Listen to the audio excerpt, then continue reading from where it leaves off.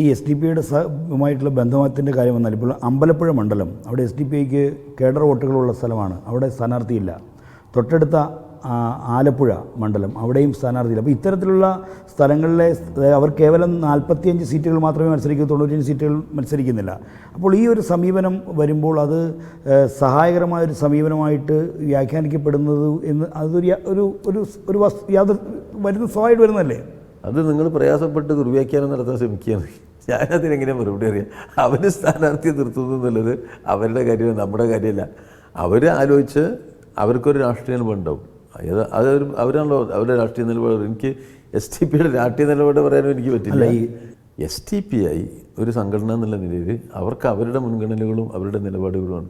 അല്ല, ഇപ്പോൾ അവരുടെ സംസ്ഥാന പ്രസിഡന്റ് കഴിഞ്ഞ ദിവസം മാധ്യമങ്ങളോട് പറഞ്ഞു ഞങ്ങൾ നിലപാട് പ്രഖ്യാപിക്കാൻ പോകുന്നില്ല. അപ്പോൾ അങ്ങനെ നിലപാട് പ്രഖ്യാപിച്ചാൽ SDP-I മണ്ഡലങ്ങളിൽ നമ്മുടെ സ്ഥാനാർത്ഥികളെ LDF-ൻ്റെ സ്ഥാനാർത്ഥികളെ പിന്തുണയ്ക്കാൻ തീരുമാനിച്ചാൽ ആ പിന്തുണ SDP-I വോട്ടുകൾ സ്വീകരിക്കുമോ? അങ്ങനെ സമീപനം എടുക്കുമോ? ഇത് നമ്മൾ ഈ ഹൈപ്പോത്തറ്റിക്കൽ അവരങ്ങനെ പിന്തുണ പ്രഖ്യാപിക്കില്ല. അവരങ്ങനെ പിന്തുണ പ്രഖ്യാപിച്ചാൽ അതിനോട് എന്ത് ചെയ്യണമെന്ന് ആലോചിക്കാതെ നമുക്ക് പറയാൻ പറ്റും. ഞാൻ ഇപ്പോൾ ഇവിടുന്ന് സ്വീകരിക്കില്ല അങ്ങനെയല്ല. അത് അല്ല, RSS വോട്ടുകൾ വേണ്ട നിലപാടെടുത്തിട്ടുണ്ട്. നേരത്തെ നമ്മൾ പാർട്ടി എടുത്തിട്ടുണ്ടല്ലോ, CPM.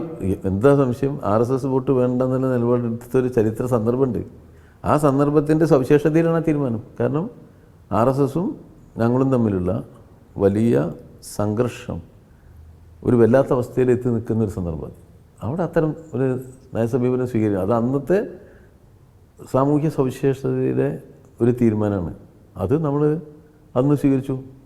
പിന്നെ എല്ലാ തെരഞ്ഞെടുപ്പിലും രാവിലെ എണീറ്റിട്ട് RSS വോട്ട് വേണ്ട, വേണ്ടാത്ത കുറേ വേണ്ടൊരു പട്ടികയൊന്നും രാഷ്ട്രീയത്തിലുണ്ടാവില്ല. അത് ഓരോ സന്ദർഭത്തിൻ്റെ പ്രത്യേകതകളിലാണ് നിലപാടുണ്ടാവുക. കോൺഗ്രസ് പൊതുവിൽ ഈ ചൂണ്ടിക്കാണിക്കുന്ന മറ്റൊരു പ്രധാനപ്പെട്ട കാര്യം CPI-യുമായി ബന്ധപ്പെട്ട് വലിയ തോതിലുള്ളൊരു വിമത പ്രശ്നങ്ങൾ ഉയർന്നു. കാരണം ചരിത്രത്തിലില്ലാത്ത വിധം CPI-ൻ്റെ 4 പ്രധാനപ്പെട്ട നേതാക്കൾ കോൺഗ്രസ് UDF എന്നതിനോട് മത്സരിക്കുന്നു. CPI-യുടെ 2 MLA-മാരായിരുന്നവർ BJP സ്ഥാനാർത്ഥികളാണ്. CPI-ൻ്റെ ഒരു MLA ദേവികുളത്തും മുൻ MLA മത്സരിക്കുന്നുണ്ട്. അപ്പോൾ ഇത്തരമൊരു ഇടതുപക്ഷത്ത് തന്നെ പാർട്ടിക്കകത്ത് ഒരു വലിയ പ്രവർത്തനം അല്ലെങ്കിൽ ഒരു നേതൃത്വത്തെ ചോദ്യം ചെയ്ത് അല്ലെങ്കിൽ യോജിക്കാൻ പറ്റാത്ത കുറേയധികം ആളുകൾ പുറത്തു പോകുന്ന ഒരു സ്ഥിതിവിശേഷം മുൻപെങ്കും ഉണ്ടായിട്ടില്ലല്ലോ. അതെന്തുകൊണ്ടാണ് സംഭവിക്കുന്നത്? പാർട്ടിയിൽ ചില അവസരവാദികൾ ചിലപ്പോൾ രൂപപ്പെടാം. ഇപ്പോൾ സ്ഥാനങ്ങളിൽ അത്യാർത്ഥി പിന്നെ അവസരവാദം, ഇത് രണ്ടുമുള്ള ചില ആളുകൾക്ക് അത് പാർട്ടിക്ക് അകത്ത് നടത്താൻ കഴിയില്ല. സ്വാഭാവികമായിട്ടും അവർക്കിത് രണ്ടും നടത്താൻ പറ്റിയൊരു സ്ഥലമുണ്ട്, അത് UDF ആണ്. നിങ്ങളൊരു കാര്യം മറച്ചു വെച്ചു, ഇവരെല്ലാം UDF പിന്തുണയിലാണ് മത്സരിക്കുന്നത്. ഈ മത്സരിച്ച എല്ലാവർക്കും UDF-ന് പിന്തുണ കൊടുത്തിട്ടുണ്ട്. അപ്പോൾ ഇന്ന് വ്യക്തമാണ് ഇത്തരക്കാർക്ക് പറ്റിയ സ്ഥലം UDF ആണ്. മറച്ചു വെച്ചില്ല, ഞാൻ തുറന്ന് പറയുക UDF മത്സരിക്കുന്നു. ചിലർ BJP-യിലേക്കും പോയി. അല്ല, ചിലർ പോയി കാണും. അവർ നമ്മുടെ പാർട്ടി ആ രാജേന്ദ്രനെ കുറിച്ചായിരിക്കും. രാജേന്ദ്രനെ നമ്മൾ നേരത്തെ ഒഴിവാക്കിയതാണ്. നമ്മളെ പാർട്ടിയിൽ നിന്ന് പോയ ആൾക്കാരെ കുറിച്ച് വളരെ കൃത്യമാണത്. അതിപ്പോൾ ഒരാൾ ദീർഘകാലം MLA മന്ത്രിയൊക്കെ അയാളാണ്, മറ്റൊരാളും അത്യാവശ്യം പദവിയിലൊക്കെ ഇരുന്ന MLA ആയിരുന്നു. ഈ അടുത്ത കാലം വരെ ഒരു കോർപ്പറേഷൻ നോമിനേഷൻ കൊടുക്കാൻ പോകുന്നത് ആ വണ്ടിയിൽ വന്ന് ഇറങ്ങിയിട്ട് വേറൊരു വണ്ടി കയറി പോയ ആളാണ്. അത്രയും അവസരം മതിയത്.